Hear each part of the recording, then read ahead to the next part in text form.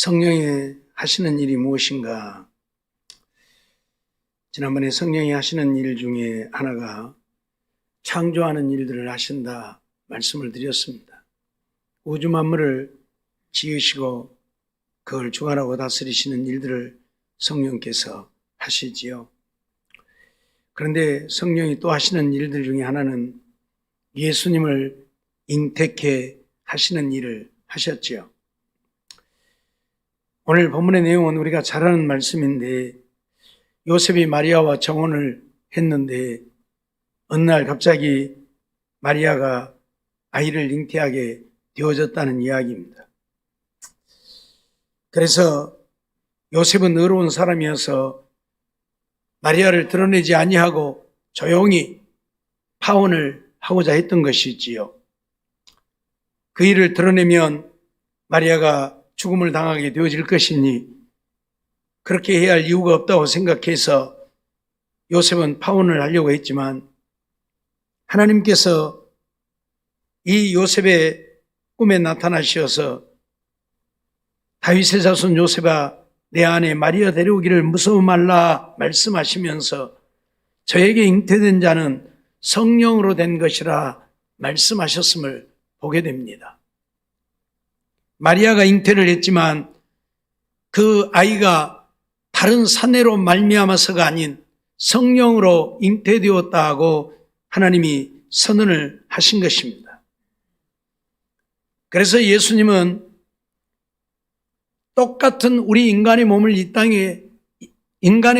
이 땅에 태어나셨지만 우리와 똑같은 인간이 아닌 성령으로 잉태되어져서 우리 인간들이 갖는 어떤 죄도 갖지 아니하시고 이 세상에 태어나게 되어진 것이지요. 하나님의 성령이 하는 일들 중에 하나가 바로 이처럼 생명을 잉태하게 하는 이런 일을 하신다, 그런 말씀이죠. 이것은 우리 인간의 생각으로는 불가능한 일이지요. 어떻게 그렇게 하실 수 있는 것인지, 그러나 하나님이시기 때문에 가능한 것이지요. 아무것도 없는 무에서 우주 만물을 창조하신 하나님이시니 여인에게 아이를 잉태하게 하는 것, 그것은 어쩌면 아주 쉬운 일 중에 하나일 수도 있는 것입니다. 그러나 요즘 자유주의 신학자들은 이러한 사실을 믿지 아니하죠. 그래서 예수님이 성령으로 잉태되어졌다고 하는 사실을 부정합니다.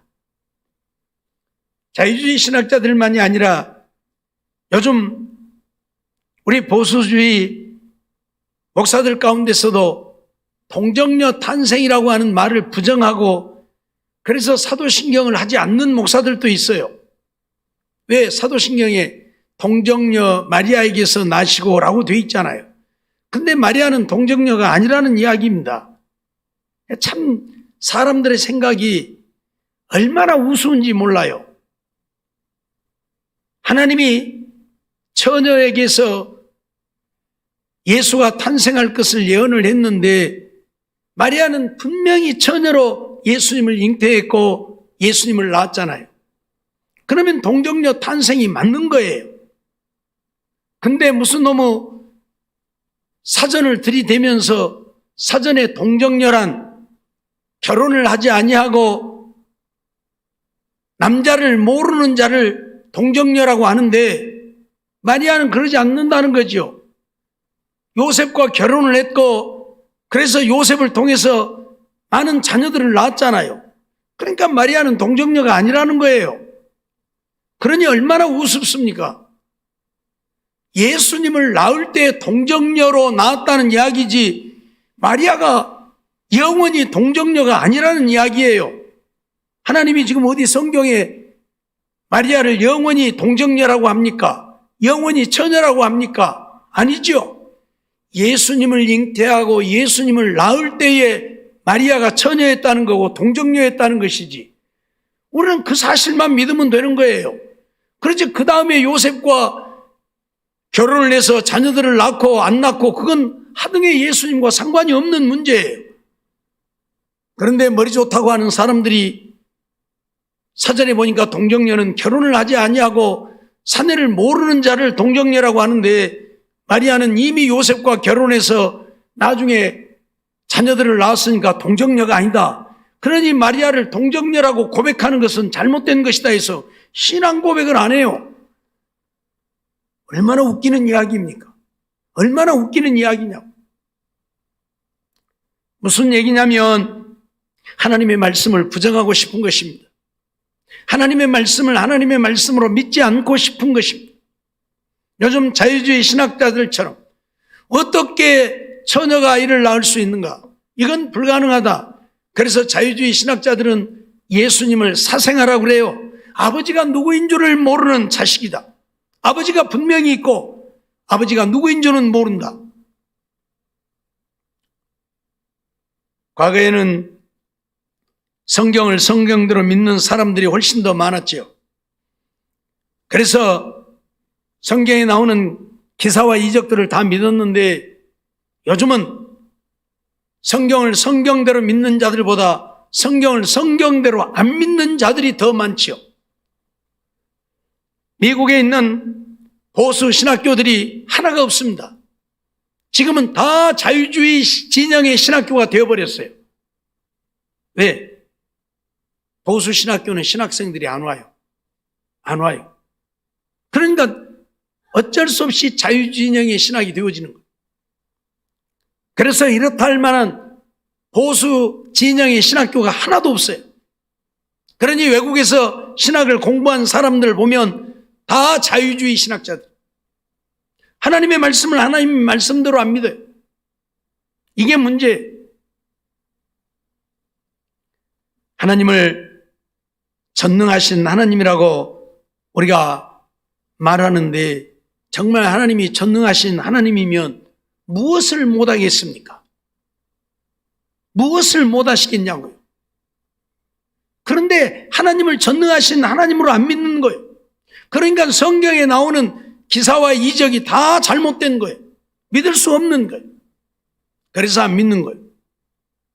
그러면서도 하나님을 믿는다고 하니 그 믿음이 올바른 믿음이냐는 거지요. 아니라는 겁니다. 아니라는 겁니다. 하나님을 전능하신 하나님으로 유일하신 하나님으로 믿는 것이 아니고 하나님도 우리와 똑같은 그런 존재로밖에는 여기지 않는 것이고 하나님이 온 세상에 한 분이신 유일하신 하나님이라고 믿는 것이 아니고 모든 신들 중에 하나와 같은 신으로 여기는 거예요. 그러니 이 자유주의 신학자들은 모든 종교는 똑같다 그렇게 말을 해요. 모든 종교는 다 똑같다. 그래서 종교 통합을 운운하고 있고 이름만 다르지 불교에서 부처님이라고 부르는 신이나 기독교에서 하나님이라고 부르는 신이나 저 아프리카 원주민들이 부르는 신이나 신은 똑같다는 이야기. 정말 그러합니까? 그러하다면 우리가 무엇 때문에 하나님만 믿어야 합니까? 그럴 이유가 없어요. 요즘 세상 사람들이 쓰는 말로 하나님, 부처님 다 불러가면서 누가 나를 도와줄지 모르고 누가 내 기도를 들어줄지 모르니까 기도할 때는 그렇게 해야 될 거예요. 예? 하나님, 부처님 다 불러가면서 내 그 기도 들어줄 사람 들어주시오. 하나님, 부처님 이름으로 기도합니다. 그렇게 해야 될 거예요. 있을 수도 없고 있었어도 안 되는 일들을 벌이고 있잖아요. 그러니 이 자유진영에 있는 신학자들은 종교 통합을 운운하면서 무당들을 불러다가 예배하는 곳에 무당들이 와서 뭔 죽은 신을 불러내는 일들까지 하고 성경에 하나님은 뭐라고 말씀했습니까? 무당들은 죽이라고까지 얘기를 했어요. 무당들은 죽이라고까지 얘기를 했어요. 그런데 요즘 자유주의 신학자들은 무당들도 인정을 한단다.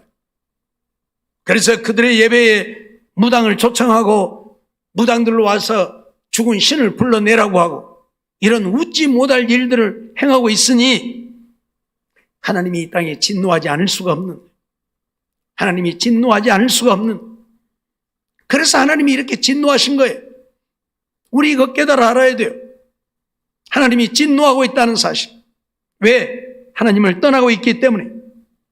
오늘 낮에도 말씀을 드렸지만 하나님의 말씀을 우리의 마음에 두고 그 말씀대로 믿고 그 말씀대로 순종해야 되는데 내가 하나님보다 더 똑똑하고 내가 하나님보다 더 잘났는 거예요. 그러니까 하나님의 말씀대로 안 믿고 이 말씀을 적당히 바꾸고 또 바꾸고 바꾸어서 내가 믿고 싶은 대로 믿는 거예요. 내가 하나님보다 잘났으니까. 그러니 하나님은 진노하시는 거고 하나님은 저주하시는 거고 오늘 우리들에게 복을 주시고자 하시는데 오늘 우리가 복받을 일을 하는 것이 아니라 저주받을 일을 하고 있으니까 하나님이 저주를 하고 있는 거예요. 잊어버리지 말아야 할 것입니다. 어찌되었든 하나님의 성령이 하는 일이 뭐냐? 우주 만물을 지으시는 창조하신 일도 하셨지만 이처럼 하나님이 자연 현상을 통해서 사람이 태어나게 하셨을지라도 그 자연 현상을 거스려서 성령으로 마리아에게 예수가 잉태하게 하는 일을 하셨다. 다시 말하면 성령은 생명을 주는 일을 하신다 그 말이에요. 우리가 아브라함이 이삭을 데리고 아비멜렉에게 갔을 때에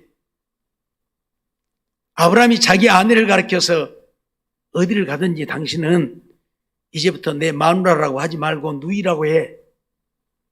그렇게 약속을 하고 가서 아비멜렉에 가가지고 누이다고 그러니까 참 예쁘게 생겼잖아요. 예? 사라가 진짜 예쁘게 생겼어요. 그러니까 아비멜렉이 얼른 불러들인 거예요. 누이라고 하니까. 마누라라고 했으면 안 불러들렸을런가 모르는데 내 누이입니다. 그러니까 아비멜렉이 취하려고 사라를 불러들였단 말이에요. 그래서 그 밤에 하나님이 아비멜렉에 노하는 것을 우리가 보게 되어지지요. 하나님, 내가 무슨 죄를 지었간데 하나님이 제게 진노하십니까? 그랬더니 네가 남의 아내를 취하였음이라. 아직 내가 그에게 아무것도 하지 않았는데 죄를 짓지 아니한 내게도 하나님이 진노하십니까? 그러니까 네가 죄 짓지 말라고 내가 너에게 나타난 것 아니냐? 그러면서 아비멜렉이 죄를 짓지 못하게 해서 아비멜렉이 사라를 취하지 않는 모습을 보게 되는데 사라를 취하지 아니했지만 이미 사라를 불러들인 그것으로 인하여 아비멜렉 가문에 어떤 일을 벌이셨어요? 모든 태를 닫아버렸다 그랬어요. 모든 태를 닫아버렸다. 여인들이 자식을 낳지 못하게 하나님이 해버렸다 그 말이. 그래서 아비멜렉이 하나님의 진노를 받고 사라를 내보내고 그를 취한 연고로 인하여서 금은 보석을 아브라함에게 주고 아브라함이 아비멜렉을 축복하게 하시지요. 아브라함이 축복하니까 하나님이 다시 아비멜렉 가문의 여인들의 태를 여셔서 자식을 낳을 수 있게 해준 것을 보게 됩니다. 이 무슨 말이냐면 자식을 낳고 못 낳고도 우리 인간의 방법으로 되는 것이 아니라는 이야기예요. 하나님이 태를 닫아버리면 인간이 아무리 노력을 하고 별짓을 해도 안 되는 것이고 하나님이 태를 여셔야 되는 거예요.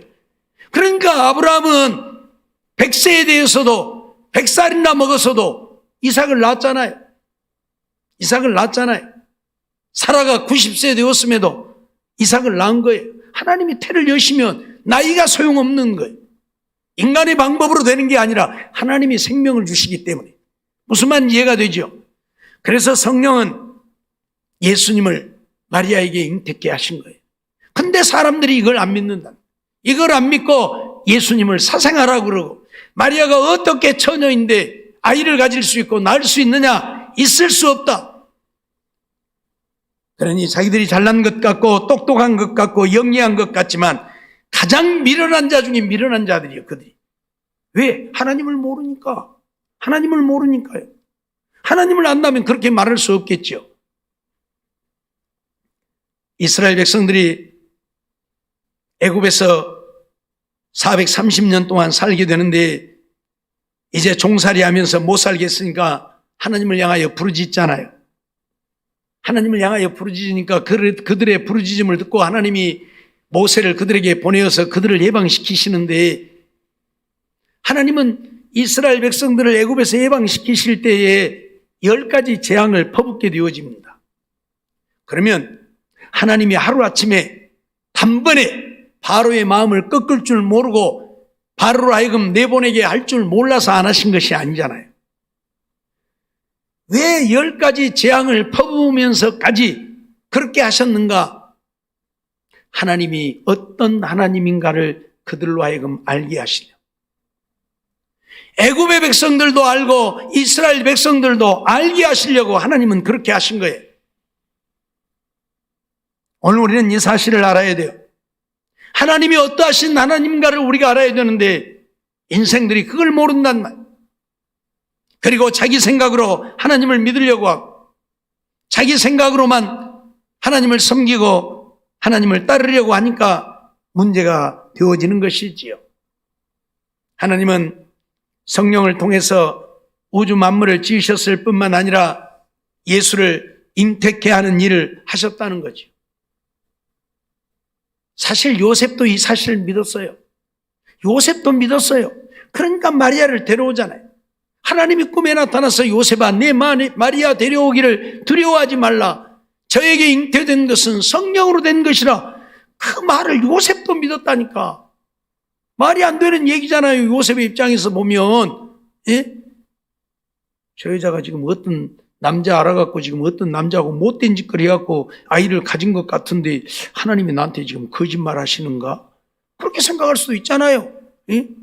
하나님이 마리아 안 죽이려고 거짓말 하시는가 할 수도 있잖아요. 근데 요셉은 그 말을 믿었단. 그래서 마리아를 데려왔고 마리아가 예수를 낳기까지 동침치 아니했다고 분명히 선언하고 있잖아요. 그런데 오늘날 잘났다고 하는 인생들이 하나님의 말씀을 하나님의 말씀대로 안 믿는단 말이에요. 이게 문제. 그리고 자기 생각대로 자기의 마음에 맞는 대로 하나님의 말씀을 믿으려고 하니까 엄청난 문제가 생겨나고 있는 것이죠. 누가복음 1장 35절 말씀을 보면 그런 말씀을 하고 있죠. 성령이 내게 임하시고 지극히 높으신 이의 능력이 너를 덮으시리니 이러므로 나실 바 거룩한 자는 하나님의 아들이라 일컬으리라 말씀을 하고 있죠. 성령이 내게 임하고 누구에게? 마리아에게 지금 하시는 이야기예요. 성령이 내게 임하고 지극히 높으신 이의 능력이 너를 덮으리니 이러므로 나실 바 거룩한 자는 하나님의 아들이라. 마리아가 잉태하여 낳을 자는 성령이 그에게 임하셨고 지극히 높으신 하나님의 능력이 그에게 임해서 하나님의 아들을 예수를 잉태하여 낳게 되어진다고 분명히 하나님이 선언을 하고 있어요. 우리는 그 말씀 그대로 믿으면 그뿐이에요. 뭔 그럴 수 있니 없니 따지고 말고 할 것 없어요. 따지는 사람 치고 믿음 좋은 사람 없고 따지는 사람 치고 똑똑한 사람 없어요. 믿는 사람이 제일 믿음 좋은 사람이고 믿는 사람이 제일 똑똑한 사람이지. 하나님 앞에서는 그래요. 분명히 하나님은 오늘 우리에게 성령으로 예수가 잉태되었고 탄생하게 되어졌다고 선언을 하고 있습니다. 그래서 성령이 하시는 일이 생명을 주는 일을 하신다. 방금 말씀드린 것처럼 하나님이 태를 여셔야 하고 그래야 생명이 잉태되는 것이고 그러니 생명은 하나님이 주시는 거예요. 하나님이 주시는 거예요. 오늘 우리는 이러한 사실을 잊어버리지 말아야 돼요. 보세요. 여러분들 자녀를 낳아서 기르지만 자녀의 터울이 어떻게 됩니까? 자녀의 터울이 어떻게 돼요? 보통 2년이에요. 그러죠?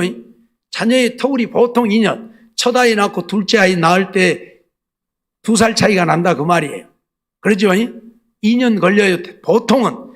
근데 꼭 그것이 맞는 거 아니잖아요. 어떤 경우는 1년 6개월도 걸리고 어떤 경우는 3년도 걸리고 4년도 걸리고 어떤 사람은 첫 아이 낳고 나서 둘째 아이를 낳고 싶은데 10년 동안 둘째 아이를 못 낳다가 10년 지나서 낳은 사람도 있고 아니 우리 인간의 방법으로 할 것 같으면 아니 정상적인 터울로 2년이면 낳아야지 왜 3년이 걸리고 4년이 걸리고 10년이 걸려요? 그리고 왜 1년 6개월이 걸려요? 말이 안 되잖아요. 인간의 방법으로 되어질 것 같으면 그렇게 되어야 되지 않겠어요? 옛날에 왕궁의 여인들을 보세요. 자식을 낳기 위해서 합방이를 받아가지고 그것도 영하다는 점쟁이들 갖다가 언제 합방을 하면 자식을 낳을 수 있겠냐, 아들을 낳을 수 있겠냐 해갖고 합방 날짜까지 받아갖고 합방을 함에도 불구하고 자식을 못 낳잖아요. 왜요? 사람의 생명이 우리에게 있는 것이 아니고 하나님께 있기 때문에 그런 거예요. 그래서 하나님의 성령은 생명을 잉태케 하는 일을 하시는 거죠. 물론 육체의 생명만 잉태케 하시는 하나님은 아니시지요. 성령은 우리의 영혼을 거듭나게 하시고 새롭게 잉태하는, 내 영혼이 새롭게 태어나게 하시는 일도 성령이 하시지요. 요한복음 3장 3절에 보면 예수님께서 뭐라고 말씀합니까?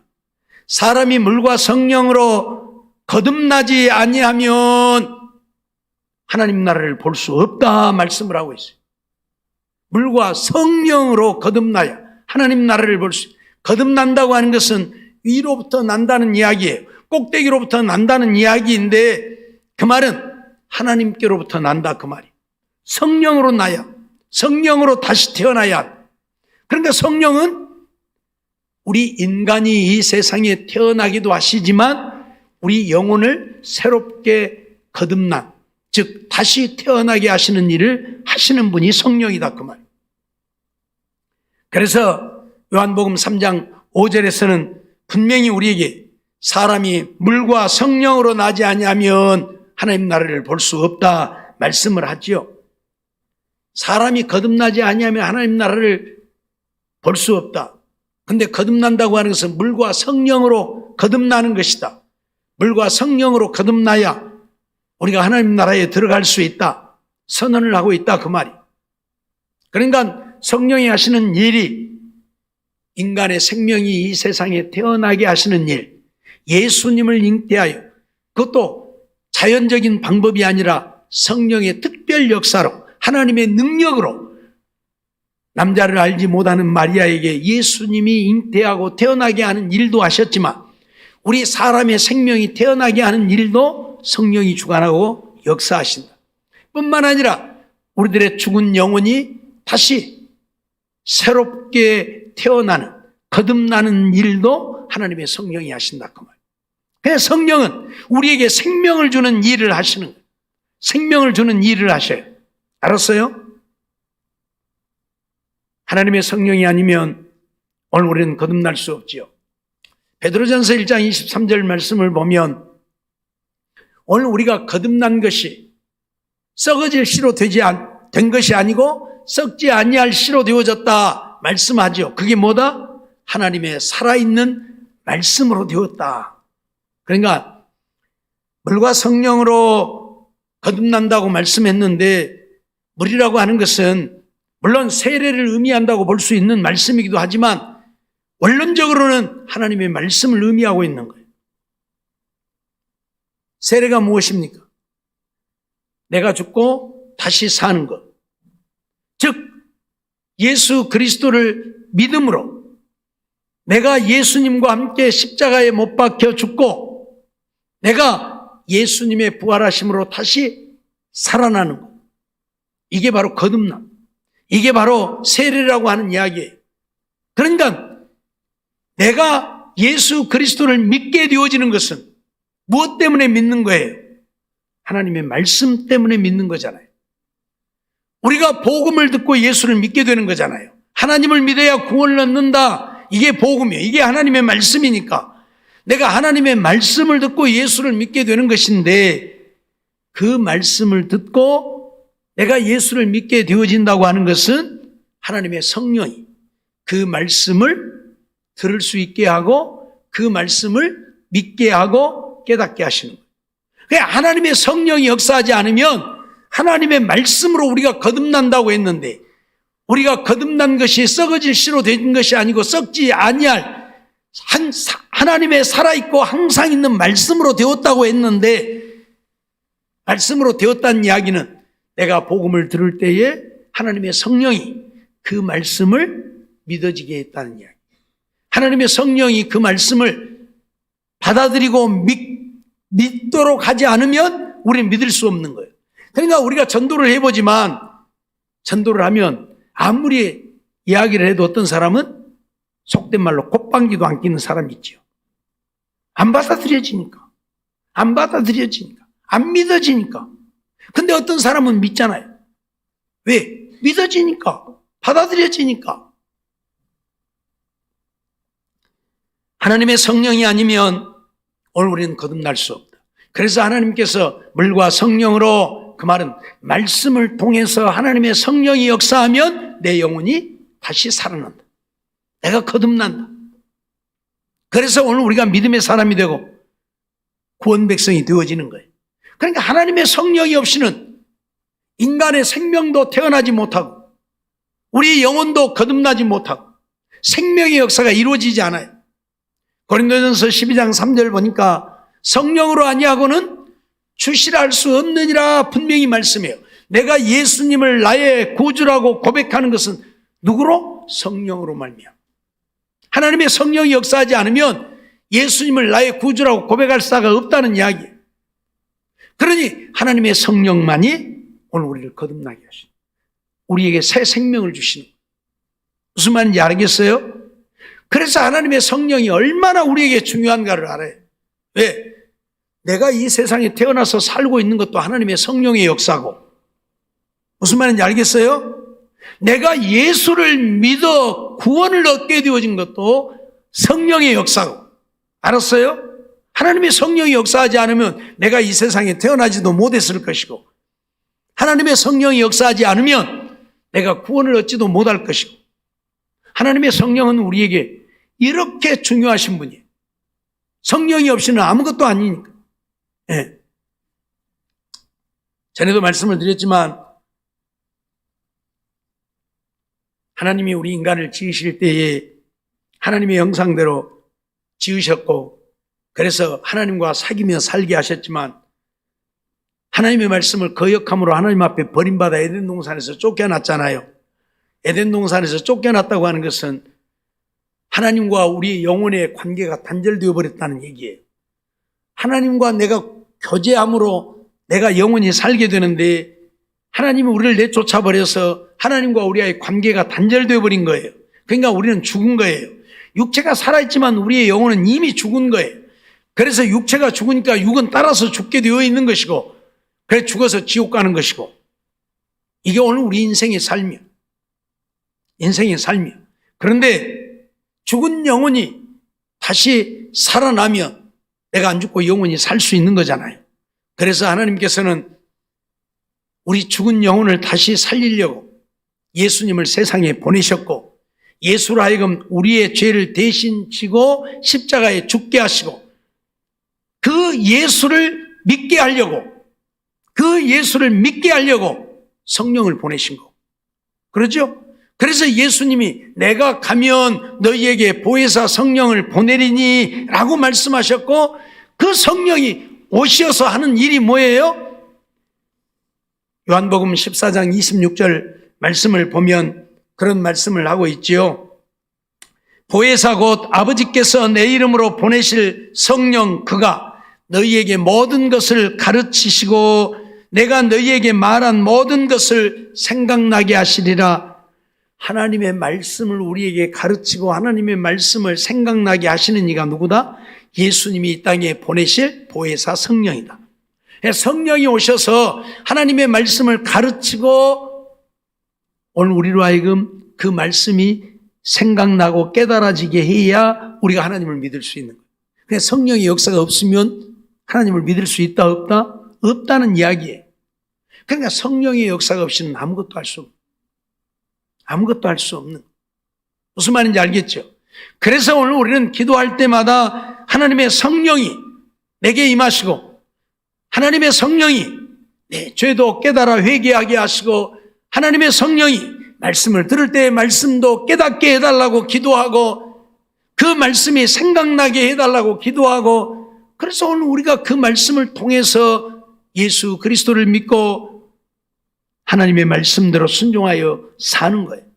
하나님의 성령의 역사가 없으면 이게 안 되는 거예요. 말씀을 들어도 뭔 말인지 알지도 못하고 깨닫지도 못할 뿐만 아니라 말씀을 들어도 그 말씀대로 순종하여 살지도 못하고 낮에 말씀드린 것처럼 말씀이 마음에 있지를 않아요. 듣기는 두고 보기는 보아도 말씀이 마음에 없으니까 그 말씀대로 살 수가 없고 하나님의 성령이 생각나게 해줘야 된다니까 말씀도. 예? 내가 말씀을 드렸잖아요. 말씀을 외워야 된다고. 근데 외우면 뭐 돼요? 안 외워서 모르는 거 아니잖아요. 생각이 안 나니까 모르는 거지. 그러죠? 생각이 안 나니까. 뭐 머리가 뇌가 죽어서 생각이 안 나는 거예요? 아니에요. 하나님의 성령이 생각나게 해 주시지 않으면 생각이 안 나는 거예요. 하나님의 말씀을 준비하면서 하나님의 말씀이 생각나야 그 말씀들을 준비하는 거지. 말씀이 생각이 안 나면 뭘 어떻게 준비를 할 거예요?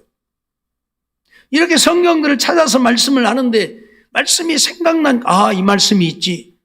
그래서 그 말씀을 지금 전하는 거예요. 하나님의 성령이 생각나게 안 하면 모른다니까. 그러니까 어떤 사람들은 좀 죄송합니다만 설교 시간에 반 세상 이야기만 하고 예화만 들고 그래요. 하나님의 말씀을 증거하는 게 아니에요.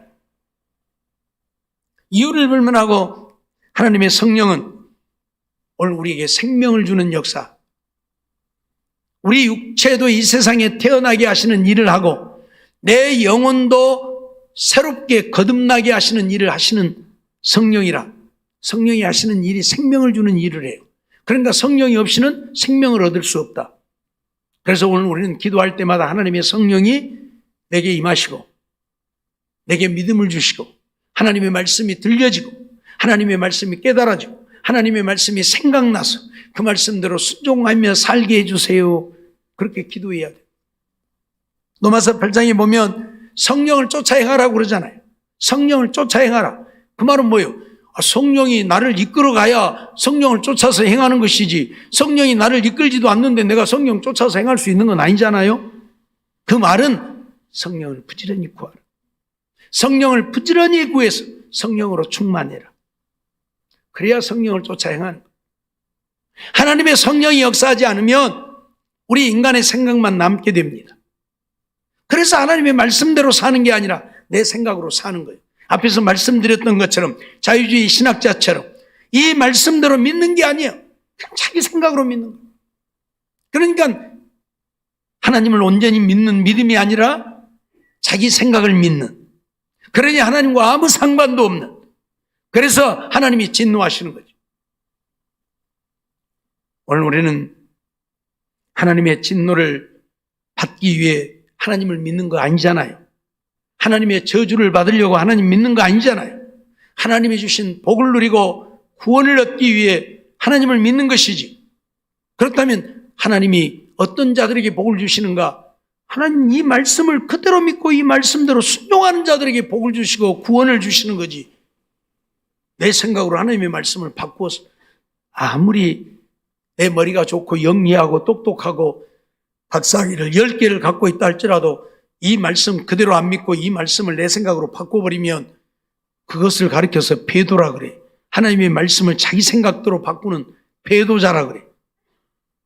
하나님을 배도하고 하나님께 사랑을 입고 구원을 얻을 자는 한 사람도 없습니다. 잊어버리지 마세요. 정말 하나님의 말씀대로 믿고 순종하는 우리들이 되기 위해서 그래서 성령을 우리는 구해야 한다. 우주 만물을 지으신 하나님이시지만 이 성령이 하는 일 중에 또 하나는 생명을 얻게 하시는 하나님, 육체도 태어나게 하시는 일을 하나님의 성령이 하시고 우리 영혼도 거듭나게 하는 일을 하나님의 성령이 하신다. 그러므로 성령이 없이는 우리가 시집가고 장가가도 자녀도 낳을 수 없고 우리가 하나님을 믿노라 하지만 거듭나지도 못하고 그래서 구원을 얻지도 못한다. 하나님의 성령으로만 이 일들이 이루어진다는 사실을 잊어버리지 말고 성령을 부지런히 구해서 성령이 나와 함께 하시고 나를 이끌어 가시고 그래 내가 성령을 쫓아 하나님의 말씀대로 믿고 순종하며 사는 우리들이 되어서 하나님을 기쁘시게 하고 하나님이 그런 자들에게 주시는 은혜, 그런 자들에게 주시는 복을 다 누리고 사는 우리 모두의 삶이 되어지기를 주의 이름으로 축원합니다. 기도하겠습니다.